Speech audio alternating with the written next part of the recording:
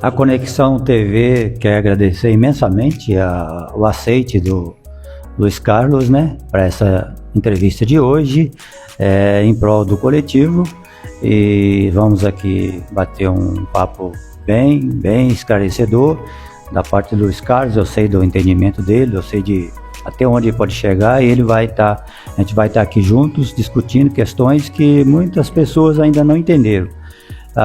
O assunto hoje seria sobre isenção de imposto de renda até 5 mil e a nova reforma tributária que está iniciando aí, deve iniciar em pequenas partes em 2026. A gente quer agradecer ao Luiz Carlos e ele vai dar uma fala aí sobre a vida dele, o que ele faz, né, a função dele e os desejos que ele tem também para a vida dele da agora para frente. Bom dia, Paraná. É com imensa alegria que eu estou aqui na TV Conexão, tá? Para falar, né, desses assuntos aí, que são assuntos que estão bem discutidos nas redes sociais, discutido aí na sociedade, né? Como que vai ficar essa tributação aí do imposto de renda, a distribuição de dividendos, né? Que é um tema que está chamando bastante atenção dos empresários. E é uma honra estar aqui. Muito obrigado pelo convite, né? Você pediu para eu falar sobre mim, né? Eu sou contador de formação, depois eu acabei fazendo especialização em tributos, fiz meu mestrado na UFMG e estou terminando meu doutorado. Além de contador, sou professor da Universidade Federal de Juiz de Fora, né? Então, assim, atuo como empresário também, né? Investindo na contabilidade, gerando empregos também em São João do Nepomuceno, mas ao mesmo tempo também essa paixão pela educação, pelo ensino, é algo que está bem latente em mim mesmo. Muito obrigado. Luiz Carlos, para iniciar a nossa conversa de fato, né? Já nos apresentamos. Fala conosco sobre os pós, talvez até os contras, eu não sei se tem contras, sobre a isenção de imposto de renda, que muitas das pessoas não estão ainda muito cientes e não estão às vezes entendendo o motivo e falar aí também, Luiz Carlos, do período há quanto tempo que não se faz uma reforma nessa isenção de imposto de renda. É bacana quando você pergunta isso, porque eu acho que realmente não tem como a gente falar de isenção de imposto de renda para quem ganha até 5 mil reais, né?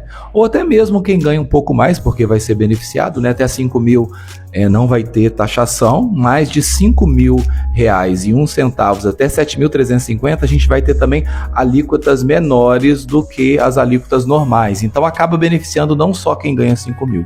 Então é bom contextualizar que desde 1996 a gente não tem uma atualização desse valor, tá? E aí com isso, o que tem feito? Tem feito com que o trabalhador, né, aquele que presta serviço para as empresas, ele tem a renda dele diminuída, uma vez que a inflação, né, ela ocorre aí, né, mensalmente, né, anualmente. Então, se a gente for pensar lá desde 1996, é muito pertinente. Então, a proposta do executivo foi justamente tentar dar poder, né, para aquelas pessoas que estão dentro dessa faixa aí de isenção. Isso é bem bacana.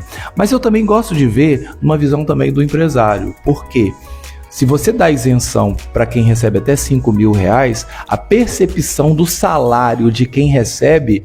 Ô Paraná, você concorda comigo também que a percepção do salário ela aumenta aí, né, em questão de melhoria? Então acaba também trazendo uma satisfação. Eu penso que o mercado de trabalho se torna melhor dentro dessas situações. Então a gente precisava contextualizar isso daí para perceber essa medida do governo, que eu acho muito favorável, né? O governo está abrindo mão de uma arrecadação, mas ao mesmo tempo isso daí pode ser transformado em quê? Em geração de negócios, né? Porque se deixa de taxar, sobra dinheiro para investir no mercado, para investir no comércio, fazer uma compra que às vezes não era habitual. Então eu acho que tem esses dois lados que a gente precisa enxergar aí nessa postura do governo aí. Pelas suas palavras, Luiz Carlos, dá para entender que vai gerar mais dinheiro no mercado. O comércio vai ganhar com isso, né? O pequeno varejo vai ganhar com isso e também vai ter um pouquinho mais de din-din no bolso do trabalhador. E você deixou bem claro a questão também da ala empresarial, e isso pode fazer com que gire algo mais dentro do município, gera mais imposto para o município, que chega no estado e também chega na União.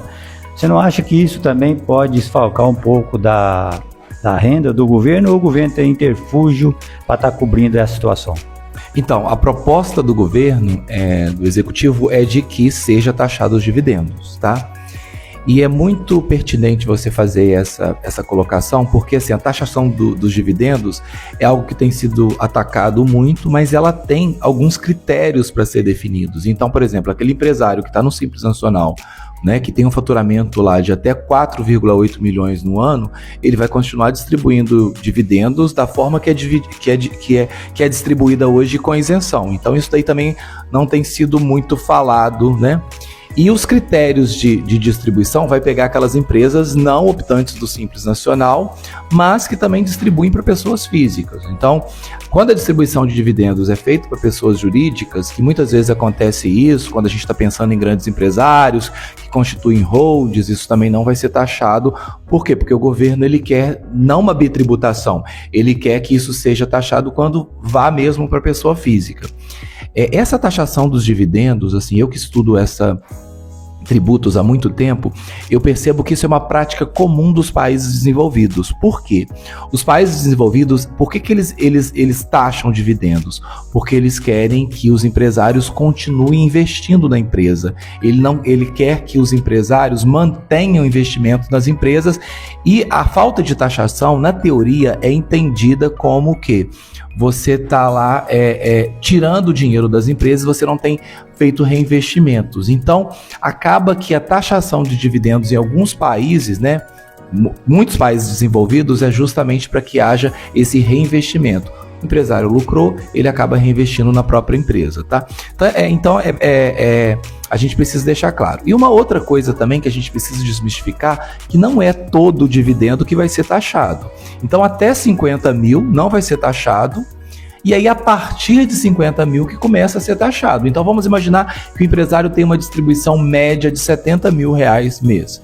Até 50 mil ele não vai ser taxado, a partir dos 20 mil que ele vai ser taxado. Então, assim, é uma taxa muito abaixo do que os outros países taxam. É uma taxa de 10%, ainda não é uma taxa tão punitiva quanto a gente observa. Claro, eu entendo, se antes não era taxado e agora começa a taxar, então as pessoas realmente começam a reclamar, os empresários começam a reclamar, haja vista que nas próprias empresas a carga tributária é muito alta.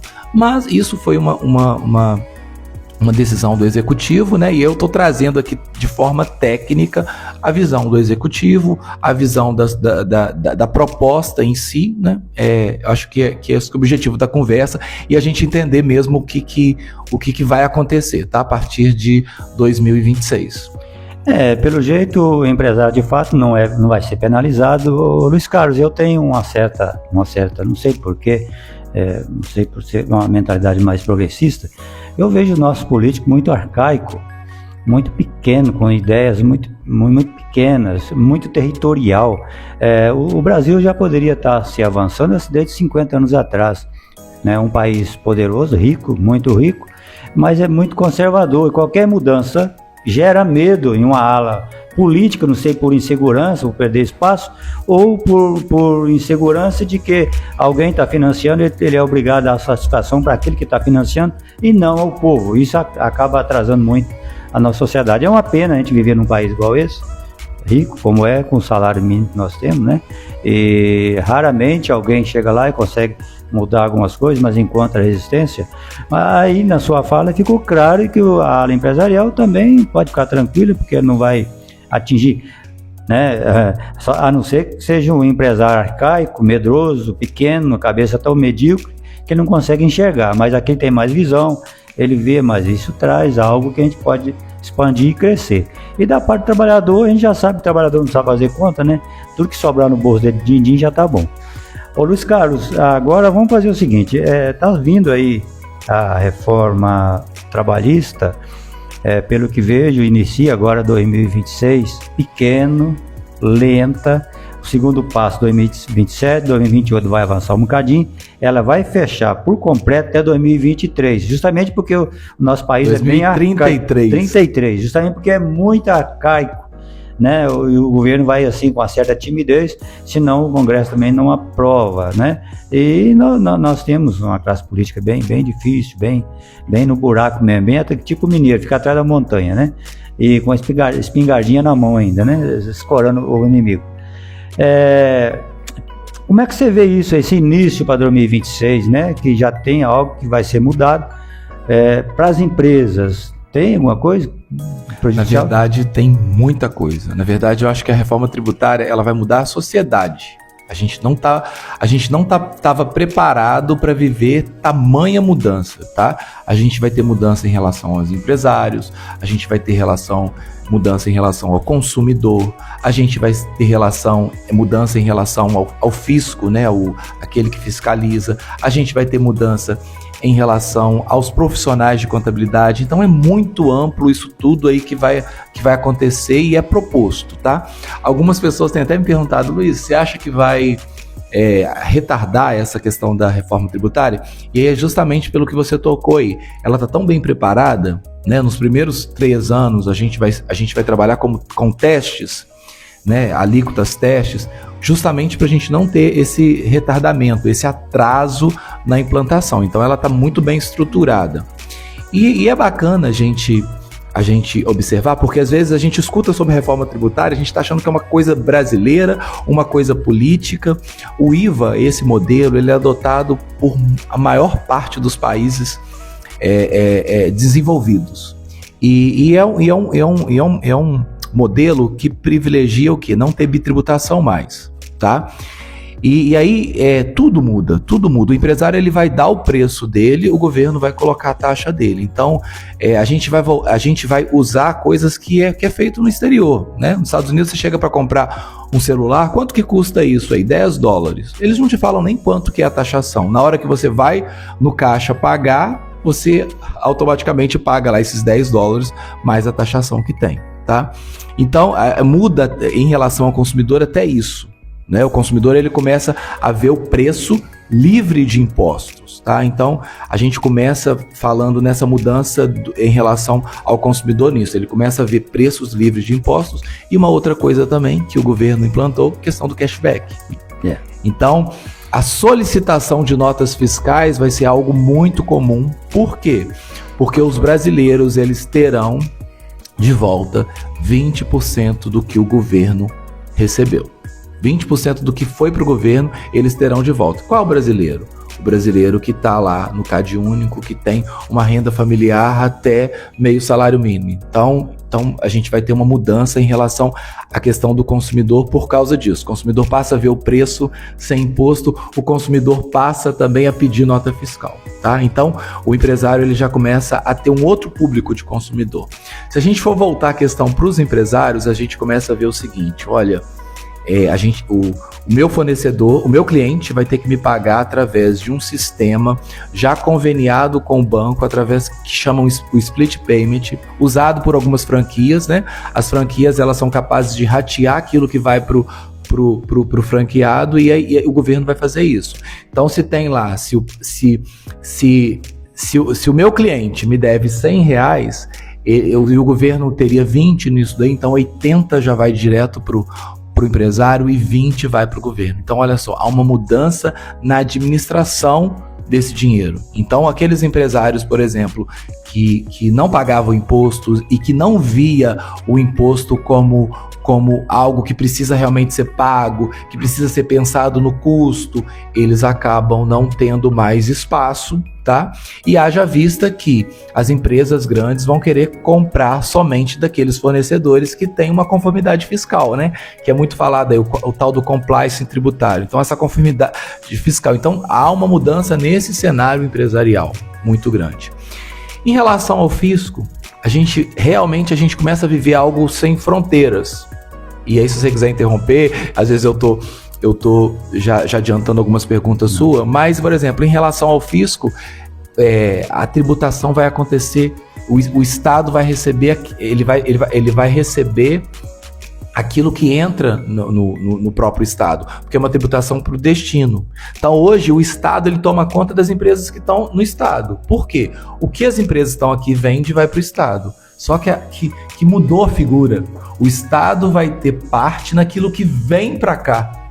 Então, meio que ele começa a ter que fiscalizar outros estados. Então,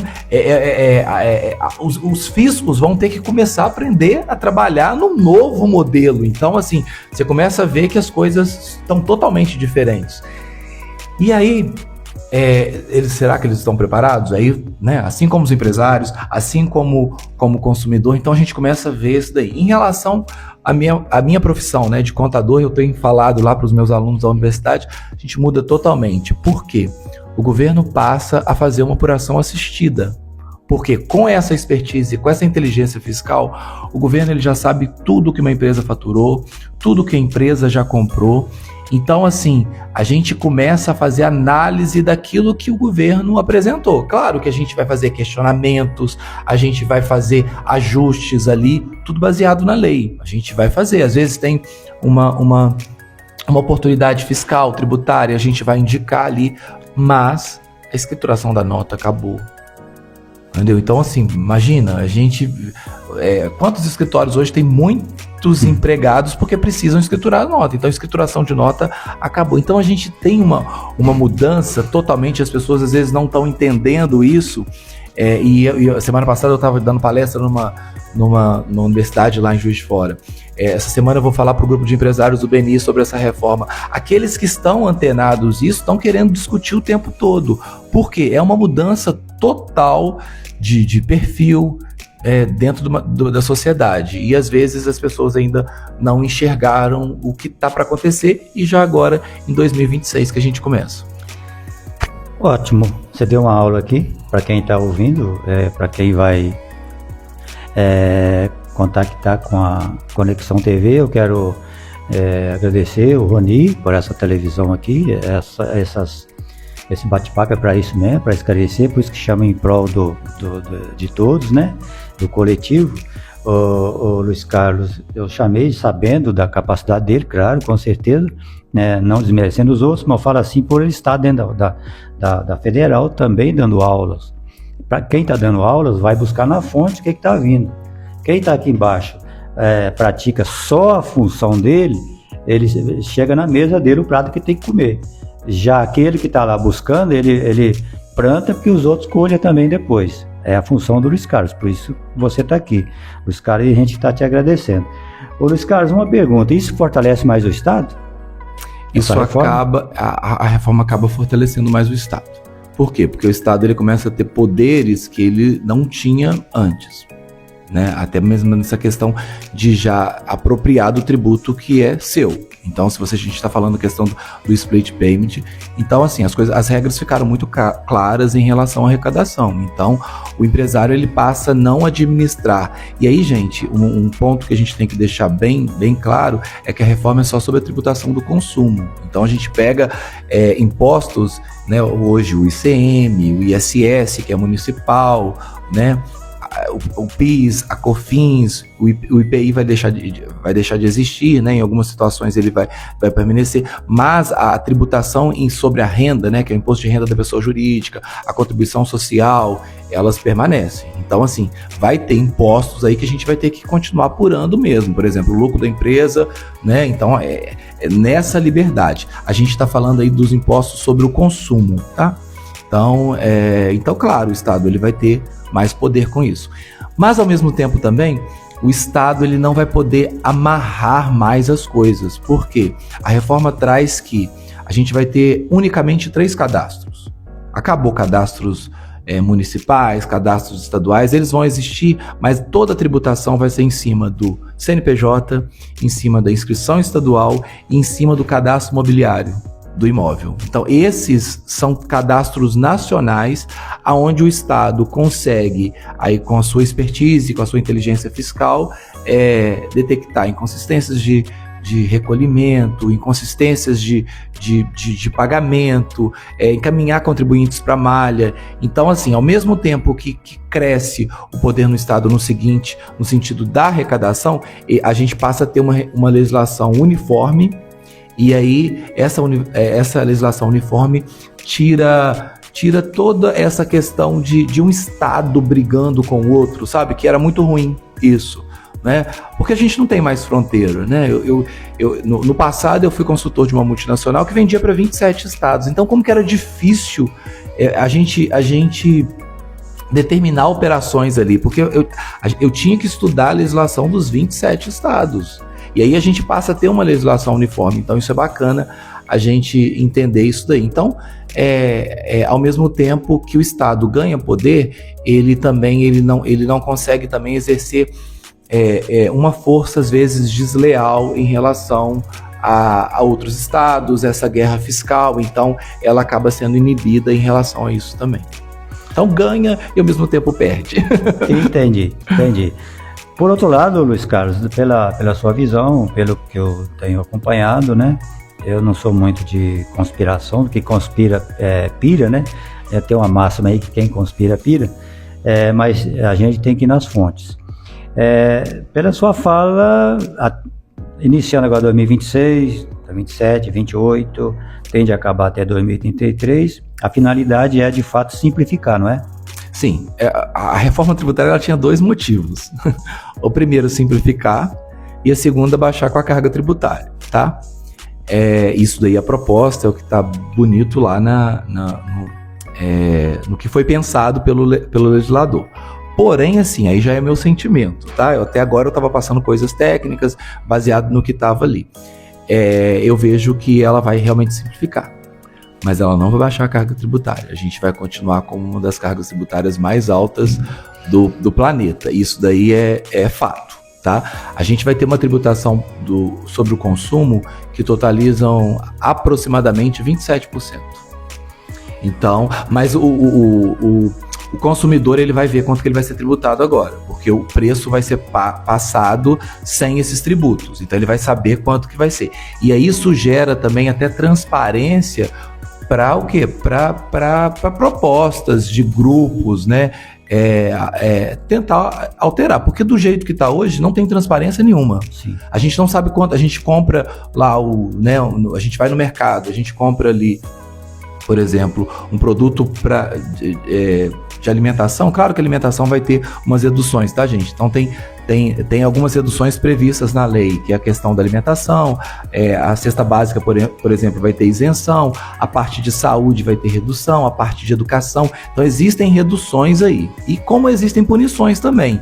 Os produtos que são considerados nocivos à saúde, ele vai ter lá o imposto seletivo ali, que a gente está chamando de imposto do pecado. Então, assim, tem toda essa tendência aí. Mas, direcionando ali a sua pergunta, a gente precisa, no momento, ter equilíbrio. Então, eu estou trazendo aquilo que é técnico, aquilo que vai acontecer, né? E o que eu preciso fazer, né? Se você é empresário, está me escutando, eu preciso me preparar para isso. Por quê? Porque os concorrentes já estão se preparando, as pessoas já estão vislumbrando oportunidades, porque não é assim que o empresário ele precisa de fazer, o empreendedor vislumbrar oportunidades nessas situações aí. Então, o que eu preciso fazer? Haja vista que vai ter punições para quem não cumprir. Então, assim, se eu compro da sua empresa, eu sou empresário, eu compro da sua empresa, você não pode me cobrar mais através da sua conta pessoal. Você vai precisar de usar o pagamento oficial do banco lá através do split payment. Então existe toda uma conformidade que a gente precisa aí se direcionar. Então, assim, o intuito, o Paraná, né? Eu respeito você muito como pessoa, né? Sempre engajado nessas entidades de terceiro setor, buscando melhorias para dentro da cidade. Então, assim, eu vejo muito a sua preocupação em relação ao coletivo, mas enxergando também o equilíbrio, né? Haja vista que a gente precisa estar sempre negociando. Então, não adianta a gente ir para essas discussões acaloradas, né, de um lado ou de outro. A gente precisa buscar tecnicamente a visão correta sobre as coisas que estão acontecendo e na verdade, assim, dificuldades para o empresário, para o consumidor, para o contador agora com relação à reforma sempre vão acontecer, mas como a gente trata isso é o que faz total diferença na nossa vida, né? Luiz Carlos, eu vejo que não é fácil entrar nesse meio de desenvolvimento do país por 2 motivos.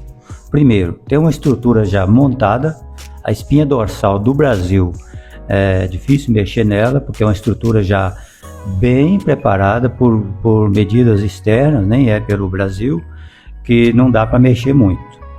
E com isso inibe com que o Brasil desenvolva da forma que o povo merece. Eu vejo o segundo passo, que o Brasil é caro, o povo é barato, o salário é baixo, tá, é barato. Mas a estrutura do Brasil, a estrutura política do Brasil consome 40% de tudo que se produz. Já pensou se isso caísse para 20%, sobraria 20% para investir na população, mas jamais vai chegar nisso. Tanto é que você, eu fico até um pouco emocionado, tanto é que você falou que a carga tributária vai continuar alta. Por que vai continuar alta? Por esse motivo. A espinha dorsal do peixe é difícil ser corroída e a nossa classe que domina é cara, né? Ela quer morar num país pobre, mas levar a vida de um país rico, de um país em progresso. Mas isso nunca ninguém vai conseguir mexer, porque essa estrutura é uma muralha de 10 metros de bronze que ninguém vai chegar até ela. Mas eu vejo alguns governos, né, conversando com os grandes que dominam, de pires na mão.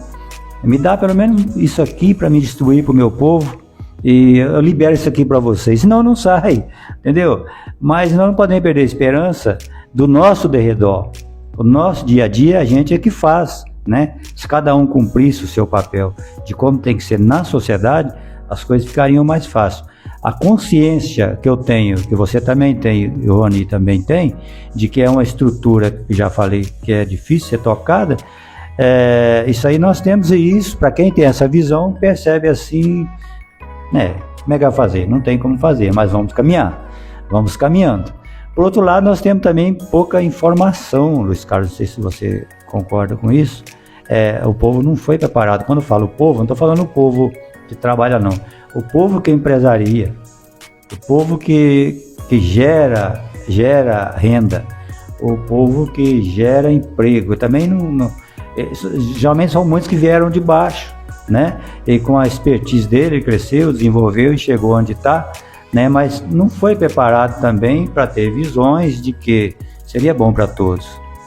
Mas enfim, Luiz Carlos, cada país, cada nação tem seus pós e contras.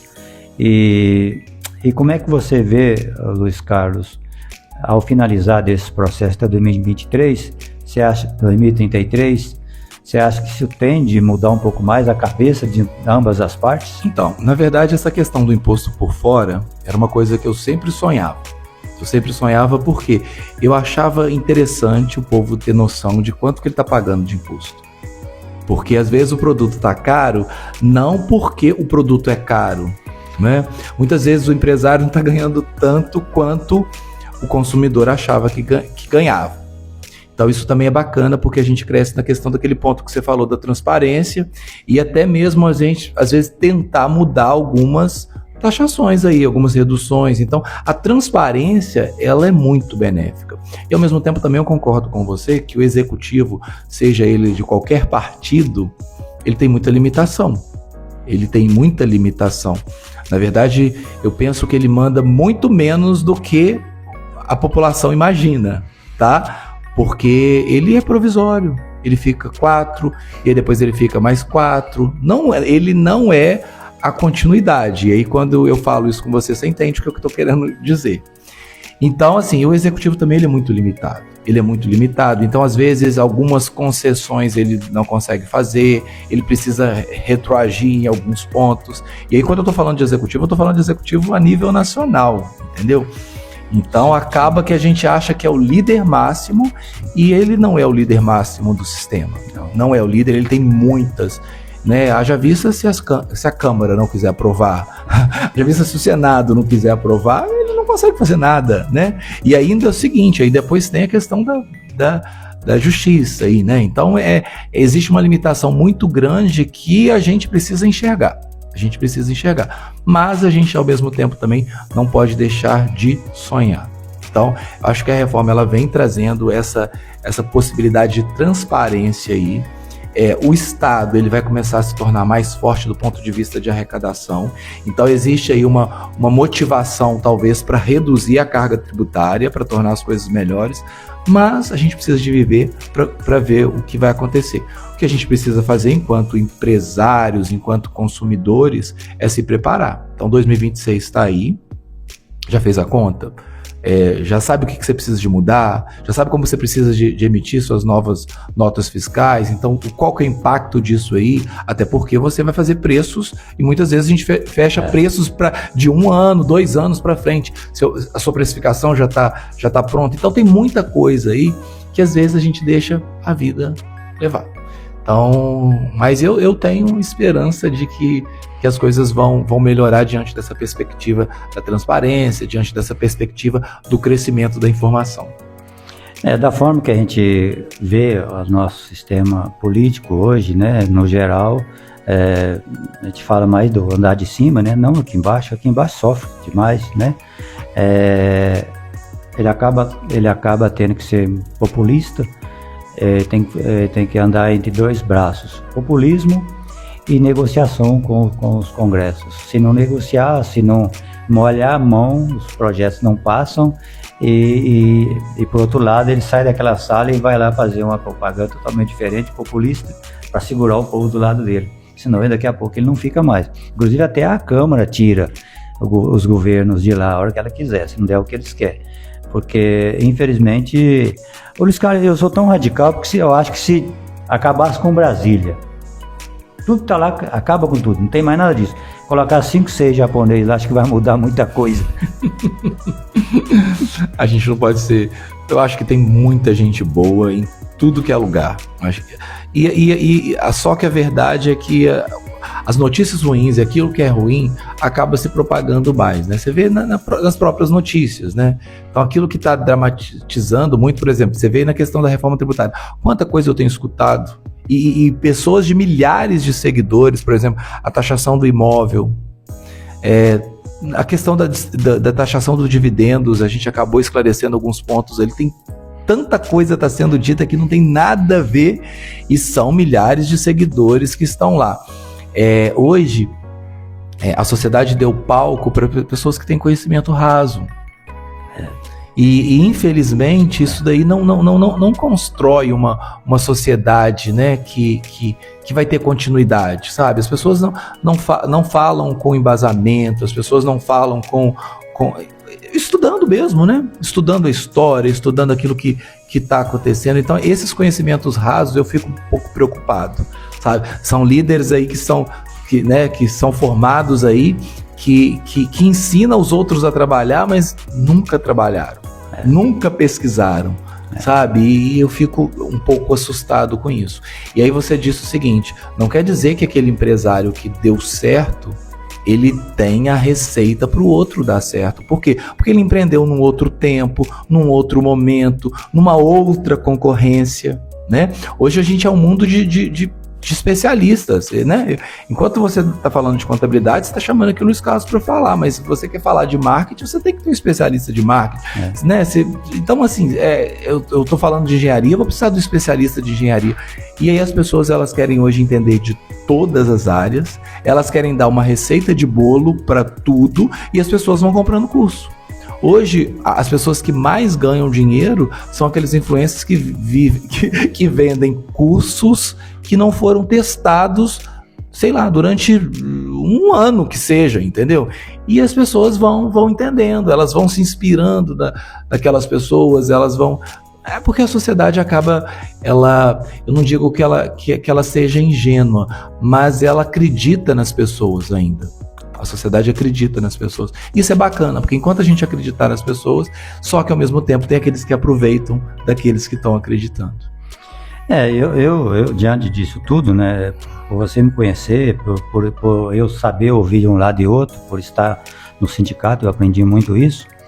A gente tem, do meu lado, tem ainda, diante da situação do país, de tudo que se enfrenta, essa carga tributária, que não é dessa vez que ela vai cair ainda, a gente tem que parabenizar esses empresários que às vezes começam lá embaixo, crescem, desenvolvem e às vezes ele foi obrigado a arrumar alguns interfúgios para sobreviver, senão não ia sobreviver, ia voltar a estaca zero, né? Nesse meio tem muita pessoa de bem, sabe disso, né?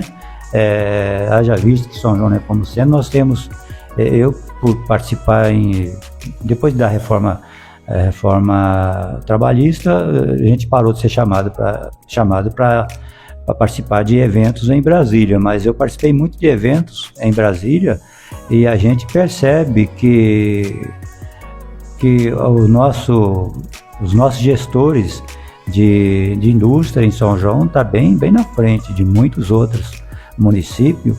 Aqui houve-se investimento, aqui houve assim uma dedicação, sim, eu diria assim, da parte de mais de 70% da ala empresarial. Eu conheci lá fora, não funciona lá fora como funciona aqui.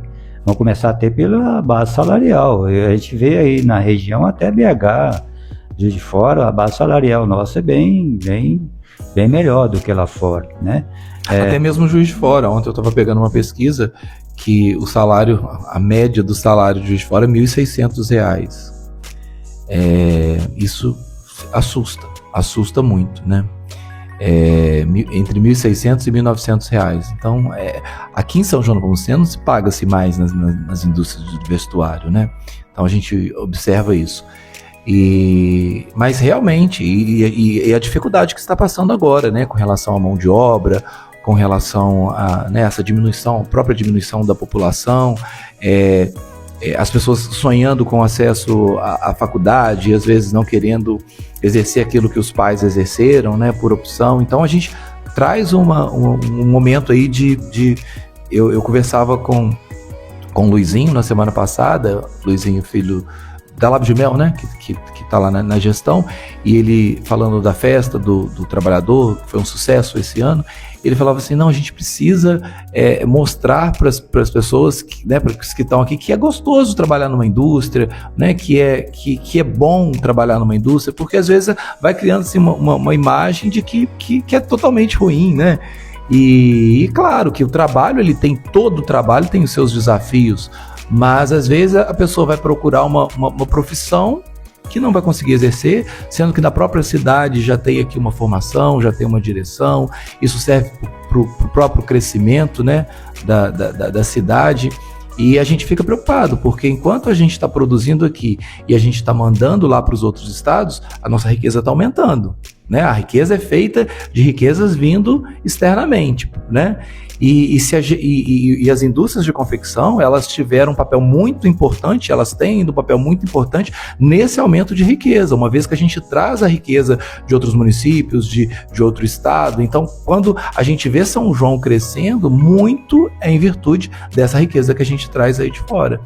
E se a gente perde essas indústrias, se a gente perde essa geração, né, de produtos que são muito valorizados lá fora, a gente para de crescer.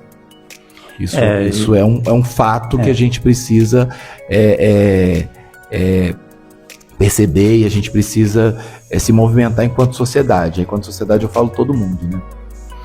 Na verdade, para empreender tem que ter uma certa expertise, não só isso, mas também sabedoria, né, de como gerenciar isso. Porque o difícil não é trabalhar, o difícil é gerenciar, o difícil é coordenar, e o difícil é o dia a dia dentro de qualquer negócio que esteja. Diferentemente de um país, de uma nação, que os governos têm mais facilidade de jogar dinheiro na ala empresarial. A gente sabe que o Brasil hoje deve 9 trilhões e tanto, paga 1,5 bilhão só de juros mensal. Também a Europa passa por isso, porém 50% disso que vai de pagamento de juros interno volta para os empresários investir, por isso o crescimento da Europa. O nosso não, o nosso volta 0%, não volta nada, fica tudo, né? É porque nós temos muita influência de fora, a gente sabe disso, e é pesado falar, mas continuamos sendo colono, nunca vamos deixar de ser colono, mas não podemos desistir. A caminhada é essa. Luiz Carlos, foi muito bom estar conversando com você. Eu sabia sei do talento, sabia que ia ser muito produtivo, né? Vamos para as considerações finais, fica à sua disposição. O que você tem para encerrar aí? Mais uma vez eu agradeço, tá, a oportunidade para a Nath estar aqui conversando com você, ao Roninho, que está aqui também no estúdio, tá, pela oportunidade de estar aqui falando na TV Conexão, esse veículo, né, que é importante dentro da sociedade. Toda vez que a gente, eu como professor, eu acho fantástico você formar, você levar formação, né, conhecimento. O conhecimento, ele é disruptivo, ele te leva a lugares que, né, que você não teria acesso se não fosse através dessa informação verdadeira. E então, assim, parabéns pelo seu trabalho aqui, por essa doação nesse tempo aqui dessa entrevista, né, de estar mostrando a sua cara, né, as suas ideias, né, no momento em que a gente muitas vezes é aplaudido, mas ao mesmo tempo discordado, né? Então, mas faz parte disso. A gente não pode se calar, a gente deve o tempo todo tentar, né, de forma equilibrada, mostrar para a sociedade, né? E a sociedade pega essas informações e ela trata aí da forma que deve tratar. Pela sua fala, eu percebi que você acha muito importante ter, sim, esse canal aqui de televisivo, né, na nossa região. Ela é de grande valia, acho que ela precisa ser mais explorada ainda, né? Ela precisa ser mais trabalhada ainda para o crescimento em prol do coletivo. E te agradecendo, né, e agradecer ao Rony por estar nessa empreitada, e vamos nessa caminhada, né, Rony?